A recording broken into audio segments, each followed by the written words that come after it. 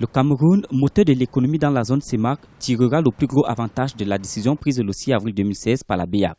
Afin de pallier le problème de la contraction des dépôts bancaires dans la zone CEMAC, dans un contexte de baisse généralisée des recettes d'exportation, la BEAC a décidé de réduire de 50% les coefficients des réserves obligatoires des banques. Ceci afin de leur permettre de disposer de plus de liquidités pour financer l'économie dans la sous-région. C'est une décision que l'on peut interpréter comme étant une envie de la Banque centrale de permettre une plus grosse activité économique, en tout cas que les banques puissent se mouvoir avec une plus grande marge de manœuvre.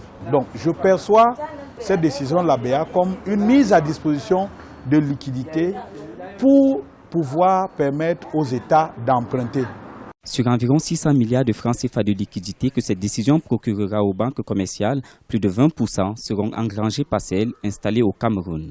Ce sont environ 200 milliards de francs CFA de liquidités supplémentaires qui seront libérés en faveur des banques camerounaises. Si le coefficient de dépôt des réserves obligatoires a été baissé de 50%, les critères, les conditions d'obtention ou d'octroi de crédit, eux, n'ont pas changé.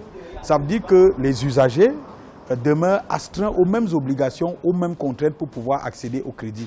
Donc je ne suis pas certain que cette mesure va directement profiter aux usagers, en tout cas aux clients de la banque, mais peut-être vont-ils incidemment profiter dans la mesure où les États vont pouvoir accéder un peu plus facilement aux ressources qui sont disponibles dans les banques à travers au moins les bons de trésor assimilables. La croissance pour 2016 dans la communauté économique et monétaire de l'Afrique centrale est envisagée à 2%.